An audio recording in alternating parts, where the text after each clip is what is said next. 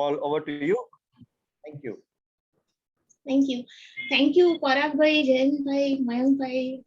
Thank you for inviting me, and thank you everyone for making time. Like I said, અત્યારના ઇન્ડિયામાં especially બહુ festive છે એટલે it means a lot કે તમે અહીંયા બધા છો. So thank you for that. Let me start without further ado. Okay. So a little bit about myself. So I was born to Uma and Asid Vankani. My mom, she's a doctor, and my dad is an engineer, as you've already heard from Parag bhai. So I was I had the natural affinity towards maths and physics, and that's how I ended up choosing engineering as my career.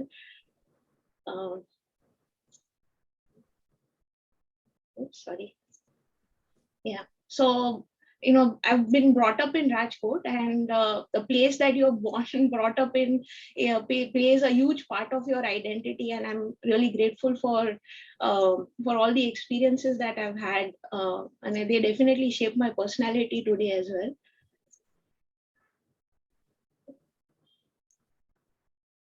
I did my schooling at SNK until the 12th grade. And again, science was the subject that I had chosen. Then I went on to do BTech at DICT. Just to point out, like each and every step here sort of laid the foundation for the next step and prepared me for the next step.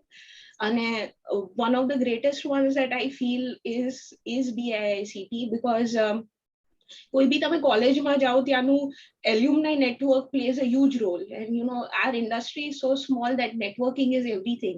So knowing a lot of people and having great professors, that's what helped me shape my career as well. And and then I went on to do my master's at Virginia Tech, and I did it in VLSI and design automation, which is one of the one of the strong points of Virginia Tech. So first I started off by right after graduation, I joined Qualcomm, and it was a server team that was based out of Raleigh and in North Carolina. And I was part of Qualcomm's server team that designed world's first 10 nanometer ARM-based server chip. So just to give you an idea, the thickness of a strand of hair is 50 micron. Like 10 nanometer is like 5,000 times less than 5,000 times less than the thickness of a strand of hair. So you can imagine the scale at which we are designing things. And when I say 10 nanometer, it means that the smallest distance that you can fabricate on a chip is 10 nanometer. It too small, and then the logic there is like 50 billion transistors on a single chip, and these chips are like in size, like maybe 2 centimeter by 2 centimeter, because that's how much your cell phone can handle, not more than that. I was very fortunate to work with great engineers, and that again laid my foundation going forward, and you'll see how all the dots connect backwards. And this is the same team that designed custom Snapdragon CPU.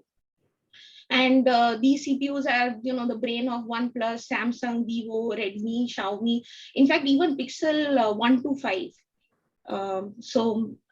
That was my journey at Qualcomm.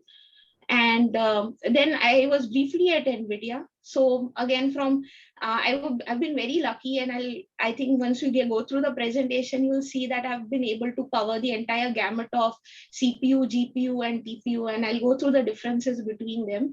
So while CPU is the brain of the computer, GPU that Nvidia designs tells you what that brain is thinking.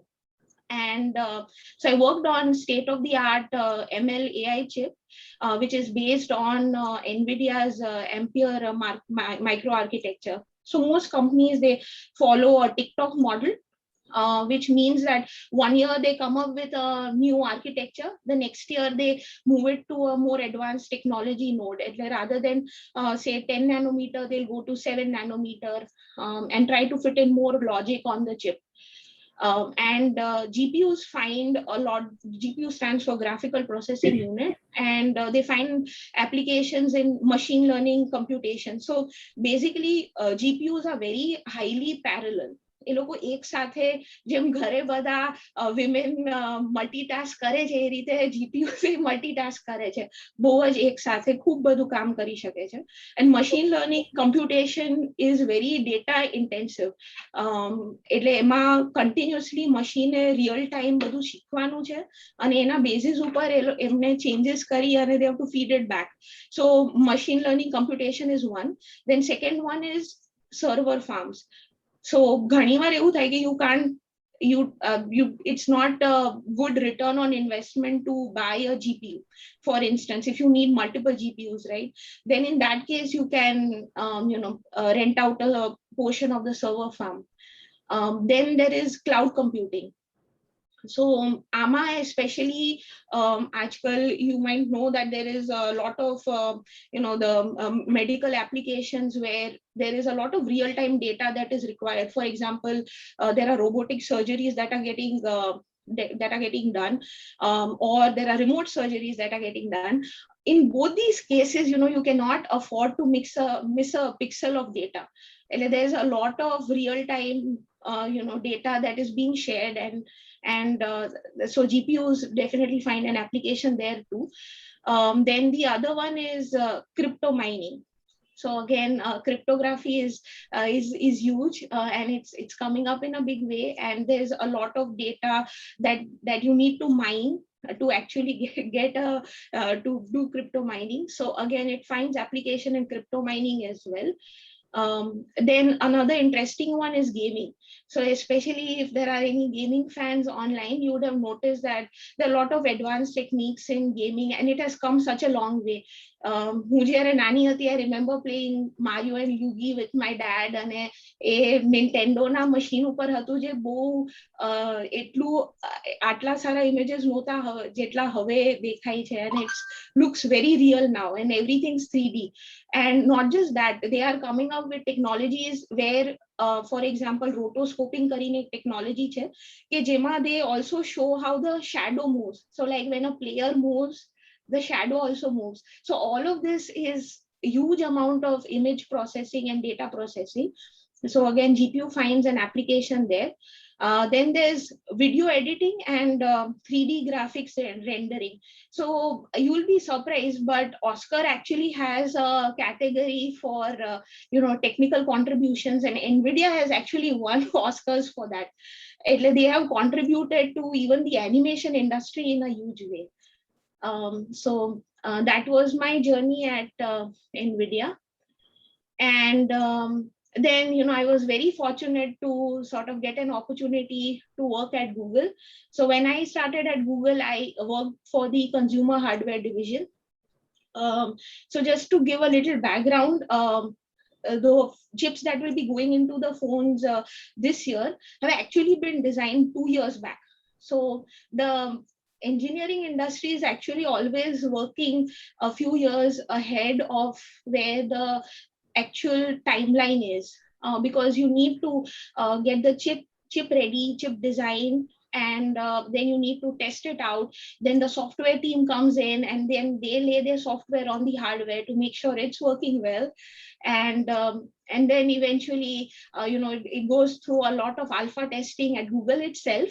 And we call it dog fooding at Google. Yeah, you can sign up for it and you can test the cell phone, give feedback, and then it is finally ready for the launch. And then again, there are a lot of these manufacturing challenges where they need to make sure that they have the number of parts produced per the demand. So I led the team that performed the power network design and analysis for the tensor chip. What it means is that your chip needs to be able to support a certain amount of power and droop. So enu akhu design and enu analysis is what my team did, and it's going to be a part of Pixel and Pixel 6 Pro phone to be launched this year. So in the past, Google has put in AI chips in its phones, like Pixel Neutral Core, Pixel Visual Core. All those had AI chips. In fact, even Apple phones have AI chips. So AI chips is not something new. But what's different is that there are two things. One is કે એ લોકોનું પોતાનું architecture છે tensor કરીને, which is specifically for ML framework. So that is the main thing. That's why they are also calling it the tensor chip. And the other thing is that compared to the previous generations of phone, this generation, they are making it custom SoC. So previously, Google would take CPU from Qualcomm, it'll take GPU from some other company and so on and so forth, and it'll build its chip. But now what they're trying to do is that on one chip, let's fit everything together. And the advantage of putting everything on one chip is that the communication time really reduces. So it's really fast that way. And that's why it uses the state of the art AI architecture. So all of that combined, this is Google's first system on chip. It's the first chip that's actually coming out from Google, completely designed in Google. And it has all the powerful AI functionalities. So what is the benefit of a tensor chip? So any real-time application that you can think of is actually and that is data heavy, is a benefit that the tensor chip offers. For example, voice to speech conversion or translation software. So in the past, if you've used Google Translate, you would have seen that once you put some words to it, so they'll convert it to the language of your choice. But here, especially, we are already enabled it, this is enabled in this version of Android. But once you speak, it's automatically converting it to speech. So that is another thing. Then translating between languages real time, that's something that I think I already spoke. And making photos even when subjects are moving. And it will and I feel this is sort of the biggest advantage, that it's very fast, because the fourth point that I mentioned here, that it will use Google's cloud resources, but a lot of things it will be able to get it done locally as well on the TPU. So it reduces the time lag that you kind of hit when you send the data to the cloud, have it processed in the cloud, and then send it back to your phone. So that's, I think all these things, make this tensor chip a really great product enhancement for the Pixel phones.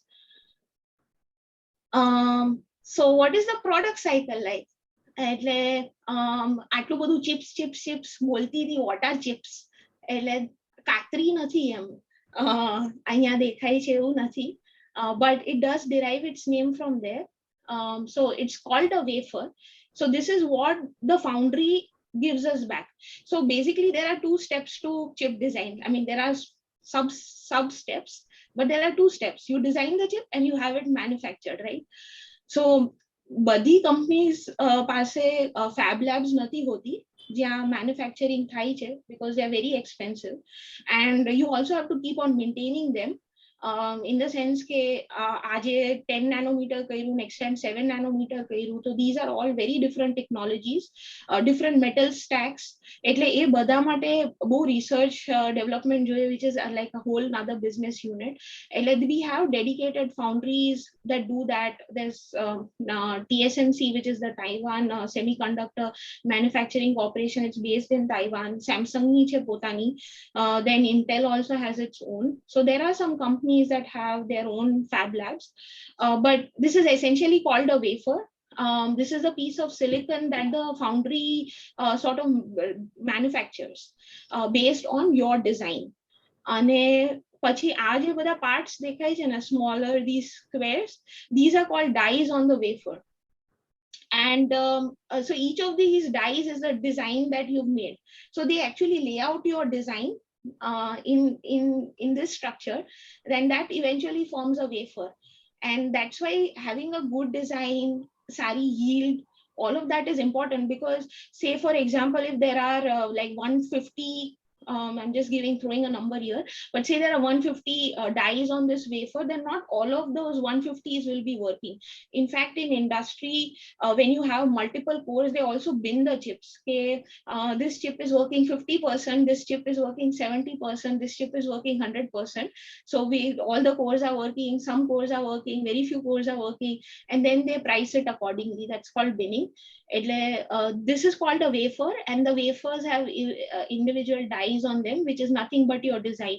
And that's why area is also very important, in not just because we need to fit the chip on the cell phone, but also because every little area that you save, will contribute to more dies coming from a wafer. So that's one. And then this is the design cycle for the chip. So you first lay out the chip specification, કેટલા cores જોઈએ છે, how many IOs do you need, input output કેટલું જોઈએ છે, કેટલી memory જોઈએ છે, just decide on all of that. That is called the chip specification. And then chip architecture is actually designing how you would make it come true. Like, okay, I need the interface between this and this to make this logic happen, something like that. So that's your chip architecture. Then there is the design and functional verification. So now, okay, you are saying that you need all of this, but will it work? So they model it. Then we go ahead and actually implement it. Then the data is sent to the foundry, and then you once you get the data back from the foundry, you bring it up, and then you just repeat the steps for the next chip. So the scale at which Google operates, and I think most consumer hardware, they actually have at least they have multiple project deadlines in 1 year, which means that a lot of times what we do is we come up with one chip, and then we once we get that chip back, we are sort of bringing it up, and then there is the other chip that's going to go out. So we try to take the learnings from one chip and put it into another chip. So it's always like they always have a plan for they always plan for failure, and they always plan for an improvement. That's why consumer hardware industry in particular is very aggressive, because every year you are going to have a new phone, and there are going to be multiple chips that you sort of learn from and then implement it in the next chip. So that's the chip product cycle. So now I've moved on to my next adventure, which is being part of the Google's cloud team. This is in strategic alignment with what Google is sort of also moving towards. ખૂબ બધા applications are becoming cloud based, and they are building their custom hardware to support Google's cloud computing needs. So the team that I'm now a part of, it does a lot of different things. One is it makes hardware for ML based inferencing. So what this means is that once you have a machine that is trained, and then you sort of use that learning to make future predictions. That's what inferencing means, and it finds applications in ads and search. So just to state it in simpler terms, see if you're looking for what's the new movie that's released in theaters, and if you just search movies, I mean, હું તમને 1990s na movie દેખાડું, so it's not what you were looking for, right? Users will grow really frustrated. It'll take up a lot of their time. So there's a lot of intelligence that Google's trying to build in its search, so that it can give you meaningful search results. And all of these things require a lot of data, and that is what this custom hardware is for. Then the next one is a video codec accelerator for YouTube. So you won't believe, but I was just as surprised to hear about these numbers, that there's 500 hours of video that is uploaded to YouTube every minute. And this is actually statistics from 2 years back. I don't even have the latest one with me, but so you can imagine કે કેટલો data YouTube પર જાય છે, and how much content there is to search from. So you really need an accelerator to sort of search real time, because whenever you search, you want quick results. You don't want to wait 2-3 minutes until the video options show up. So that's another application of it. And the third one, which is like the newest edition and the most exciting one, is ARM based custom compute SoC for Google's data centers.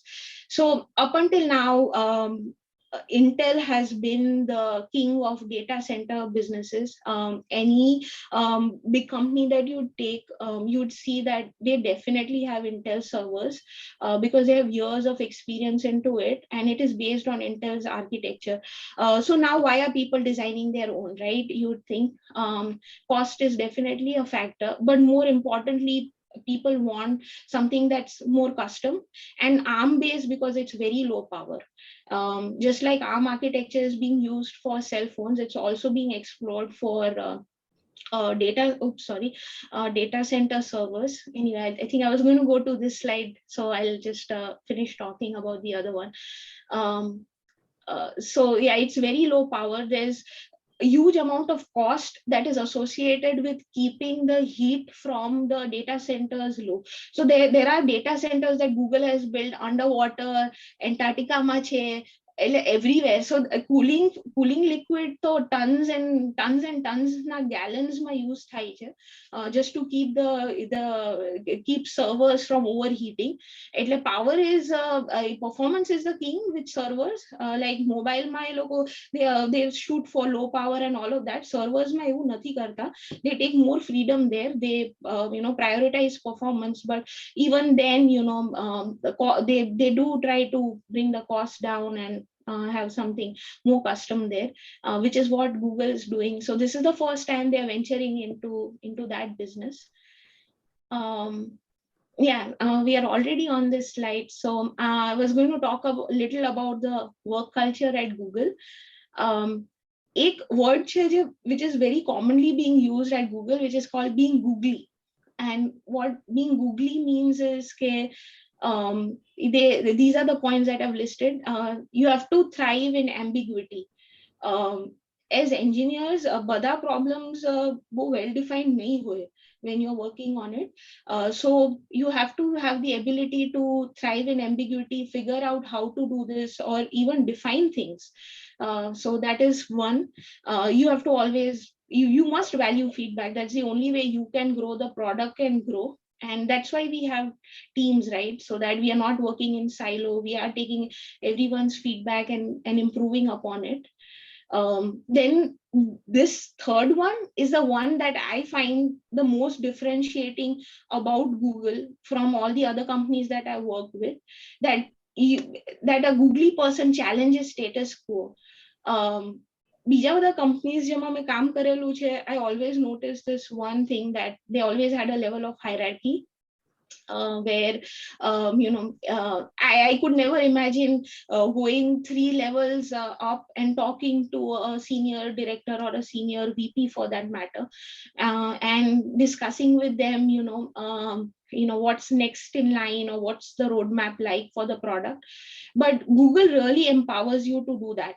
They empower you to sort of put your opinions forth very confidently and without worrying about what others will say. I think that the entire atmosphere at Google is very empowering in that way. The fourth one is you put users first. This is something that is being something that all the teams believe in, not just the software team. They always think about the users. Okay, what changes or what design practices should I follow that will eventually help the users. Then there is a high sense of integrity. Like if people don't know things, they'll tell you they don't know things and they'll go figure it out. That's really nice. And the last one is you care about your team. Google ma એટલી બધી એ લોકોનું the last point is so strong there, that the scale at which Google operates, right? It wouldn't be possible except unless you had very strong teams. So they often say that it's easy to hire awesome engineers, but it's very difficult to build an awesome team. And I think that's what Google tries to do, that they try to find engineers that will work well together. So always in their interview, team fit is always ends up being one interview on team fit, that, how do you fit in the team, and are you someone who will be collaborative or someone who prefers working in silo.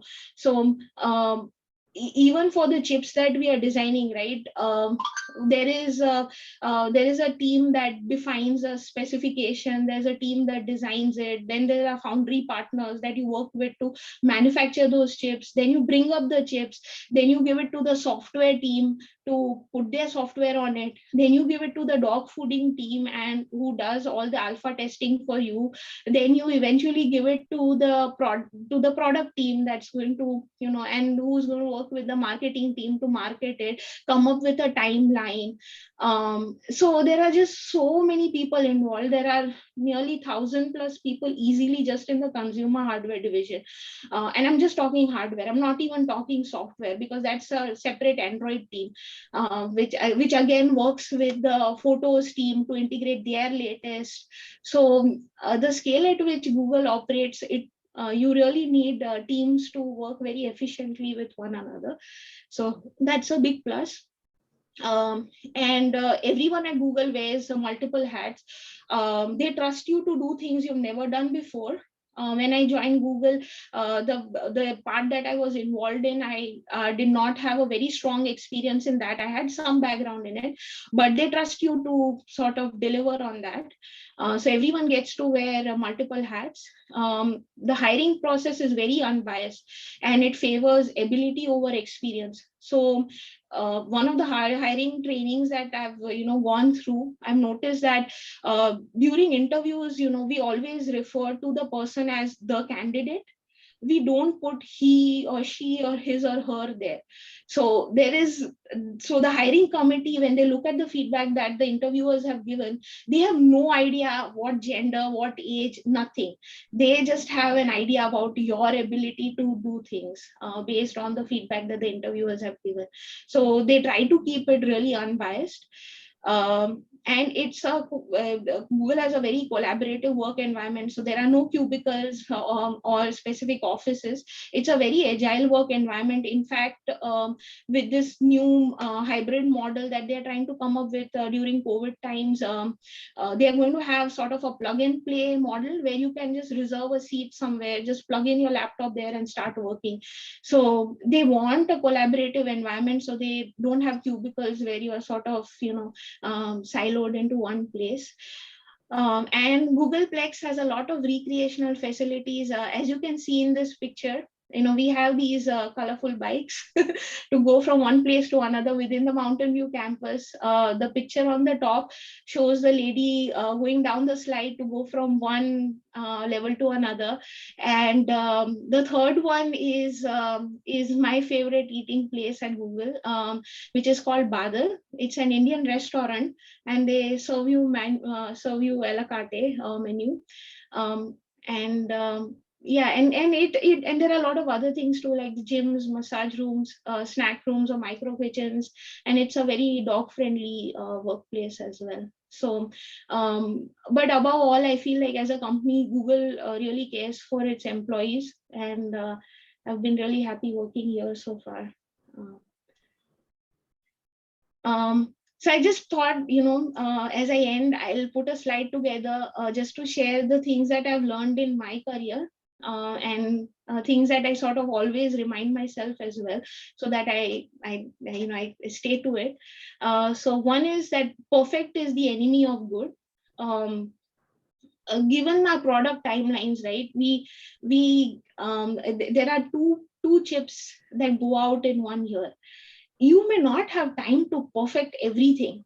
You have to enable people, you have to enable so many other teams. So don't try to make things perfect. They just need to be perfectly adequate.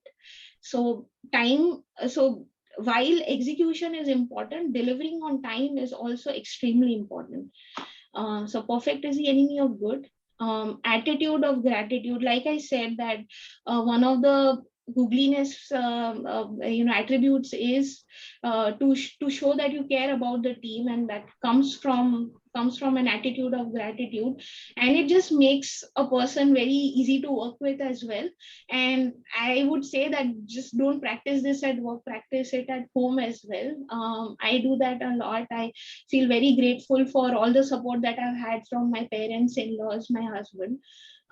Family vina to kai possible જ નથી એટલે definitely attitude of gratitude. um, Failure is not the opposite of success, it's part of success. A lot of companies including Google, Facebook, they actually want you to fail fast. They consider failure as a part of the success. So that's why they are planning for 2 chips in a year, where one chip they are 100% sure that there will be something that's going to go awry, and there will be another production part that they'll have to come up with. So the failure, it's completely okay to fail. Just make sure that you're making new mistakes every time. So it's part of success. um, this is another one. Like, don't say yes to everything, under promise and over deliver, I think, should be the mantra. A lot of times we overcome it, like, just because we are ambitious and we do want to bite more than what we can chew. So we end up saying yes to a lot of tasks, but it's important that you deliver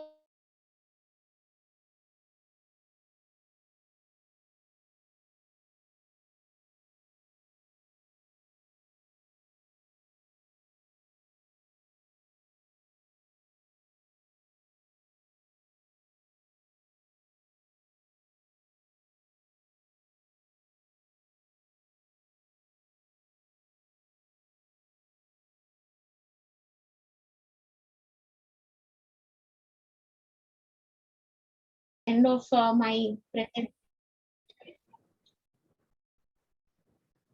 Yeah, thank you all for listening, and I think we can take questions if you guys have any.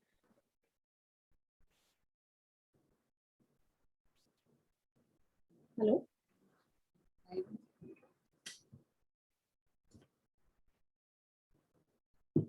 Um, Yeah. So, yeah. hi, Hi, thanks, hi, Hetaswi. this, Mhm.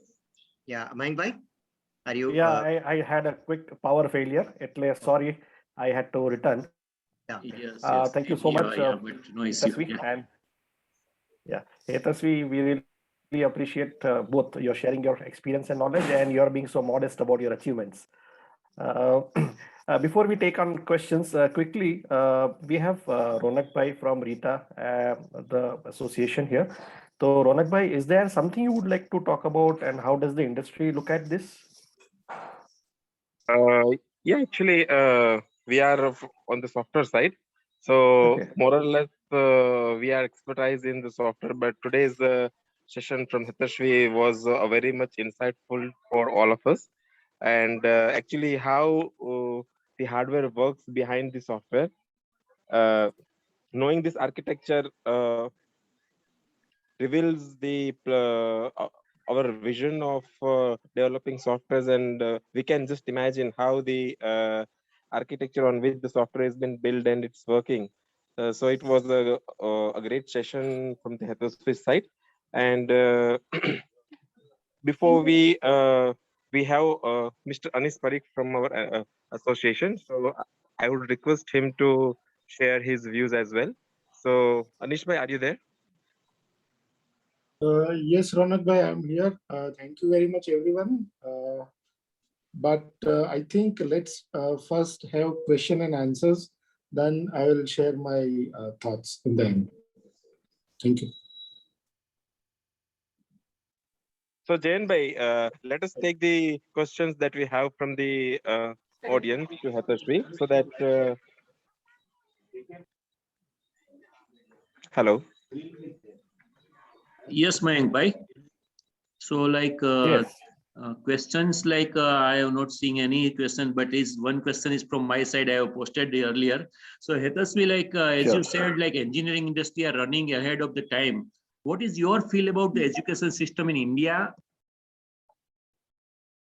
I think they are also doing well, Jain, by because I see that back in the time when I was in my undergrad, we used to have these courses on neural networks, which is nothing but today's AI. It's just a fancy name for the same thing.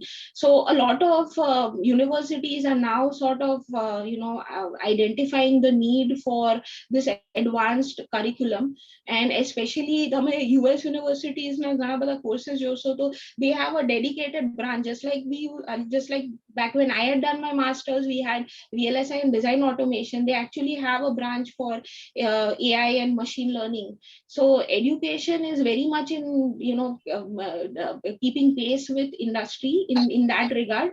And I know that a lot of people, for instance, who are also working in industry are actually from an academic background.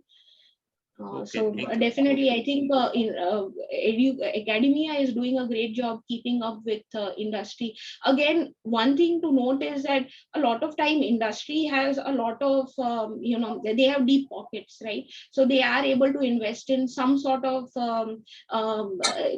research. જે academia માં નથી થઈ શકતું. But I think the foundation is there. Like academia is definitely providing the foundation, and I feel that way even about my masters and undergrad. Or not all the courses were useful, but I think ghana bada courses they did lay the foundation. And more so, I think in academia, especially if you are not going for a PhD and going for industry right after your masters, then what engineering teaches you is learning how to learn. So I think that is the one of the strongest points. So I think academia is doing a good job. Okay, okay, thank you. Hetaswi, like Bhavesh bhai want to ask, please, Bhavesh bhai. Yeah, thank you. Hetaswi, I have one question. Before that was a good presentation and good experience sharing. Thank you. Currently, Homon robot. This word is getting little bit more famous, and people are working much more on to the humanized robot. So Right. actually, it is a part of AI and ML. So how do you see the future? Is it be realistic somewhere into the very near future, or any high level any processes going on into the Silicon Valley and people are really working on that, or it's just building prototypes only as of now? What's your thoughts on this? It like a lot of things I feel in there are, first of all, it's a great question. There are a lot of startups in Silicon Valley, and a lot of them are focused on a lot of different applications on ML and AI. In fact, any industry that you take in Silicon Valley is doing ML and AI to some extent. Like we are seeing ML and AI in hardware also, right? So I think it's there in some form in all industries. The main things that the startups these days, they're working on is really futuristic, and they're trying to sort of do a proof of concept. But I don't think things, just the way the engineering cycle works, it gets released and goes to the public once they have really gone through regressive testing. Like one really good example of it is કે અહીંયા self-driving cars નું બહુ popular થઈ છે, and they are trying to release that software little by little.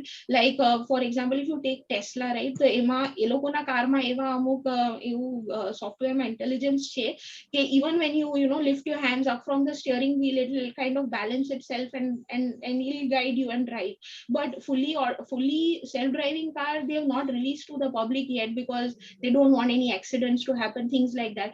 So to answer your original question, there are a lot of developments that are happening, but it's only released to the public once the market is ready for it.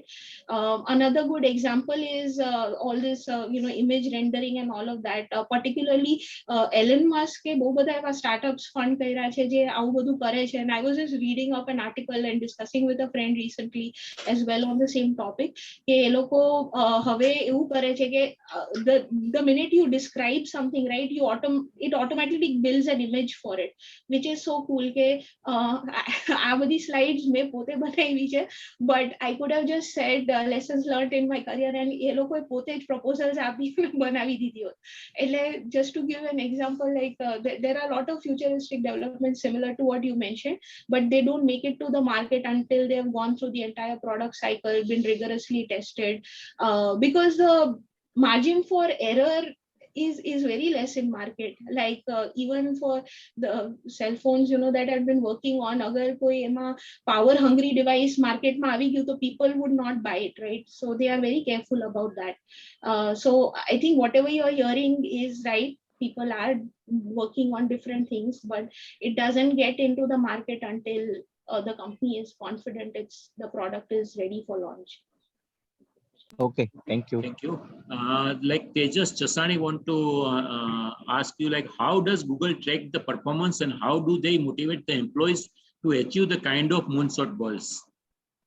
Oh, thank you. I think that's another great question. So one of the things is that, like I said, that Google is a very collaborative environment. So we have a 360 review process. Where, say, if I'm working with Parag Bhai, Jayan Bhai, then I'll take their feedback would be taken by my manager. Hetaswi કેવું કરે છે, and in fact I get to pick people and whoever I've worked with and get their feedback as well. Feedback comes is 360 review કે જેમાં બધા they give their inputs. And the second question was, how does Google keep people motivated? So Google hires people who are first of all, I think who are very passionate about their work. In fact, if you don't enjoy what you're doing at Google, don't be in that team, move, because there are other people who really like their work and they will definitely excel and do better than what you are doing, right? So it's very important to enjoy, love what you do. So Google hires really passionate engineers. The other thing is that they are very innovation focused. So I have not been in a team where I felt like, oh, I got bored, because we are so much focused on developing something new, contributing in creative ways to finding solutions to the problems, that there's no scope for that. So it's two things. One is having a good work culture, and another is that just a very good product roadmap which is driven by innovation. I think those, and hiring passionate engineers, I think those things kind of keep people motivated. Thank you, Hetaswi. Tejas here. Yeah. Ripple bhai wants to, yeah, Tejas, you want to add question? Yeah, please. Sorry. Hetaswi, basically, આની અંદર let's say performance track કરે, બરાબર? કારણ કે like you are doing moonshot goals ને you're basically like bringing in things કે જે existent નથી અત્યારના. એટલે once what you said is right કે ભાઈ હા engineer જેવા જોઈએ કે passionate હોય. પણ એના સિવાય let's say management side થી આપણે જોઈએ, because I think રીટામાંથી જેટલા બી લોકો છે more or less બધા product, I mean company owners છે. So they might be more interested in the management side of the things. અને થોડું એમાં જો આઈડિયા આવે તો એટલે one on ones હોય તમને કે પછી OKRs, I guess. Oh, right. Yeah, definitely. Just for the audience, OKRs are goals that you set for near term and long term. So definitely management does do all of that. So one of the things is, like I mentioned at Google, is that if people challenge status quo, and the environment itself is so empowering that I have myself set up my one-on-ones with SVP and ATB આગળના લેવલના લોકો જેની હારે હું product roadmap discuss કરી શકું. This is not the case at other companies. Like you can just look up everyone's calendar in Google. It's usually up to date, and એમાં બધાની કઈ meetings છે એ બી તમને દેખાય, when they are busy, when they are free. And if you see a free slot on your SVP's calendar, you can just schedule a one-on-one, talk to them, what their thoughts are, what is the next thing that they see coming, so, and discuss your progress with them, what you want to work on with them. So I think that way definitely management side thi both support છે, like build an atmosphere where your employees feel very comfortable and inclusive, and an inclusive environment, more importantly, where people are not afraid to speak up, not afraid of coming to you. There is no like there are hierarchies in a sense that job titles wise you will see that, okay, engineer 2, 3, 4, whatever, ladders hoyi che, and it's a good thing that the ladders are defined, because then you also know what you need to get to the next level. But at the same time, it doesn't even it's not a barrier from any communication or conversation that you may want to have. So that I think is a good, maybe a good lesson in management, that make an inclusive environment where employees are not afraid to speak up and share their opinions and ideas. Here's a last question, sorry. Feedback નું જે હોય, let's say cadence, feedback નું cadence કેટલું હોય છે? Like, is it like weekly કે monthly કે 360 degree? I understand, but cadence કેવું હોય એનું? At Google we have these 360 reviews twice a year, where you can get the feedback from your peers, but you set up, I mean, how many times you want to meet your manager is something you and your manager can decide. For example, I've had time, I've been in the past, I've had like weekly one-on-ones with my manager, which and the other thing that I learned at Google, I think, which is a great thing to share with your employees as well, I feel, is that they should speak up about the work that they are doing. This was the first thing I learned at Google. A lot of times, you know, Google ma એટલું બધું કામ છે, એટલા બધા લોકો છે, that they don't have time to go see, oh, okay, Hetaswi is working on this, I know she's working on that. એટલું manager ને ખબર હશે કે she's been assigned that task, but a lot of times we go above and beyond, right? So it's also an onus on the employees ke they go share the work that they have done with their manager, that hey, you know, like for example Mike or whoever, I want to let you know that I've also worked on this and I'm helping this person out, or I'm also assisting in this task, or I'm also driving this. So I think somewhere also I think educating the employees that they need to be very vocal about the work that they are doing, and everyone at Google is like, they are very vocal about the work that they are doing, they want to share it. And Google also has a very nice reward system, by the way, that which I really like, and I've not seen it at other companies too much, where they have a concept of something called kudos, then there's something called peer bonus, and there's something called spot bonus. So what kudos means is that, say tomorrow I join your company, you help me out, you know, in ramping up, right? So then I send you a kudos saying that thank you for all the help. It's like a public appreciation of the work that's been done by your peers. Peer bonus, on the other hand, has a monetary value to it. So you can give a peer bonus to someone who's you know, made an impact. It need not be a work that you've closely done with that person, but you can just give a peer bonus. It's again a public appreciation. And then the third one is the spot bonus, which has a higher monetary value associated with it, and it's something that's given by the management to really encourage the employees for their long-term contribution. So usually, you know, when I've worked really hard and delivered a high quality product, at the end of a chip cycle, I'd you know, if my manager is happy, he'd give me a spot bonus, he or she would give me a spot bonus. So I think just a sort of a reward system is also nice, because je juni companies hati ne, I felt ke I was like, I realized this after joining Google, that man, I'd been working so hard even at my previous companies, but no one knew it enough, like detailed, એટલું detail માં એ લોકોને ખબર જ નહોતી. And it was only through these public appreciations that you know, people started to know what I was working on. So I think that is really nice about Google, કે એ લોકો એ કરે છે. Something everyone can implement, I guess. Thank you, Heti. બહુ મજા આવી. વધારે questions છે પણ પછી વધારે નહીં પૂછતો. Okay, thank you. Now we'll take one last question, like Ripple Bhai and like one Hetaswi Vankani. But like first Ripple Bhai, please. Very good evening, Hetaswi. It was a nice experience from your side to learn how Google and how Nvidia works in Silicon Valley. My question is, in India, how we can attract those kind of a big enterprise? Because I think in Silicon Valley, it is a culture and the cluster has been created. So how India can get such a kind of a big enterprise, and how, because I mean, there are many Indians in the Silicon Valleys who have made the story of success of Google, Apple, and all that giants. So how India can be grab this situation, or maybe India can take an advantage? Yeah. So two things. One, I think the startup culture in India is really good.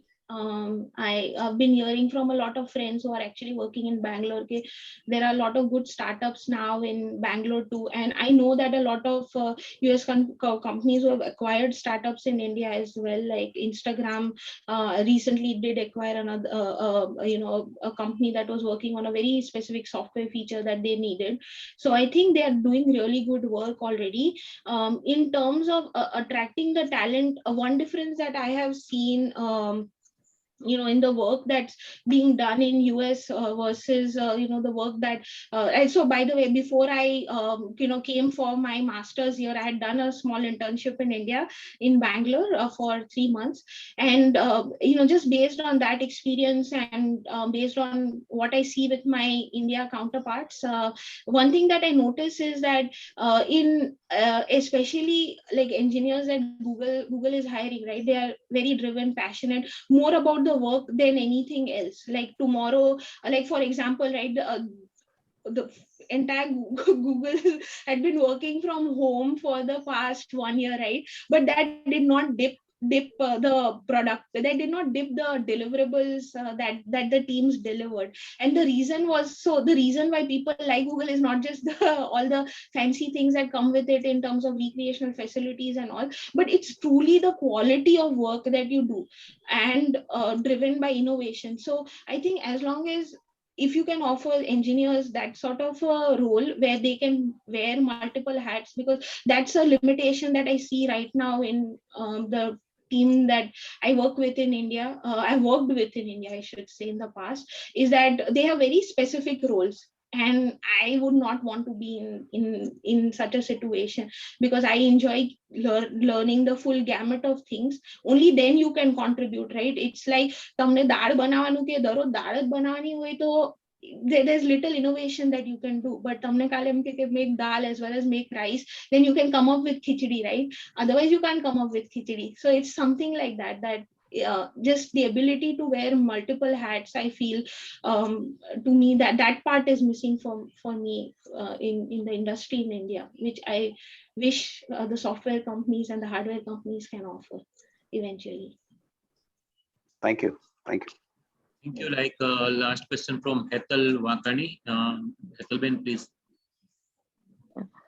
I'm sorry, I don't have any question for her, but knowing Hetaswi ever since she was born, because she's my cousin, I'd just like to say that she has forgotten to mention that she's so much dedicated, disciplined, and sincere that I have actually not seen any other person like her.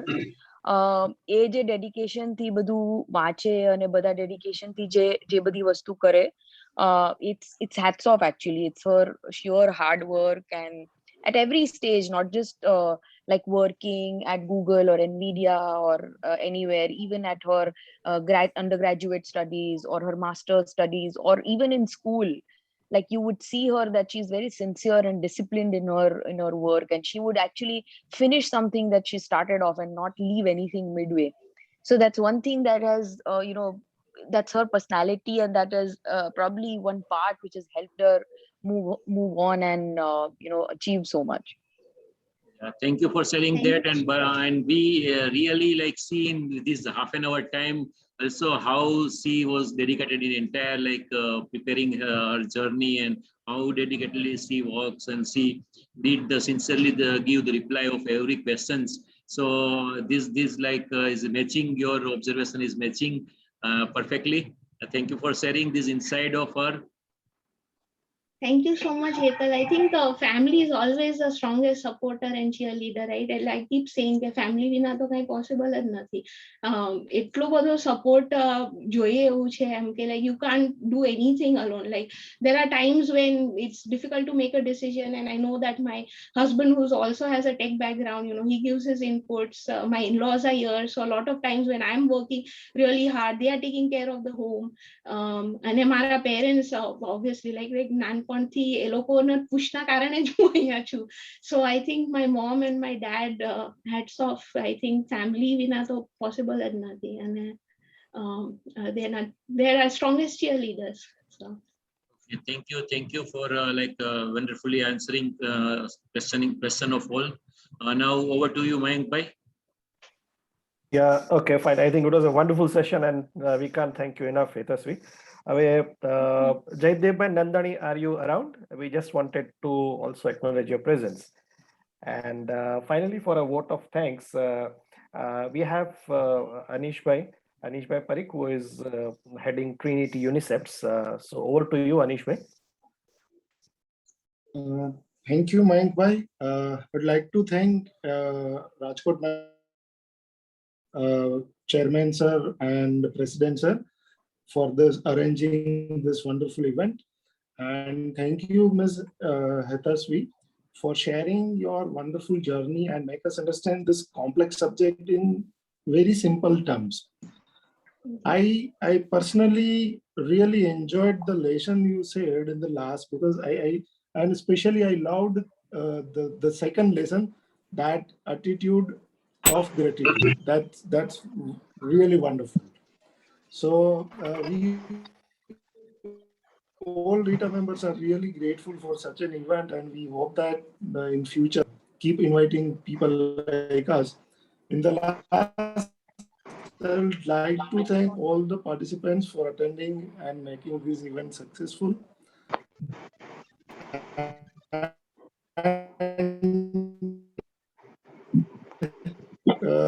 It's been and happy Janmashtami in advance. Thank you very much.